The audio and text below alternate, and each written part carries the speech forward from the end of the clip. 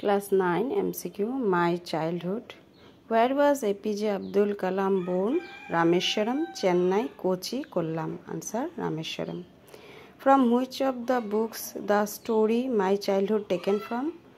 The Luminous Sparks, Wings of Fire, Ignited Minds, Guiding Souls. Answer Wings of Fire.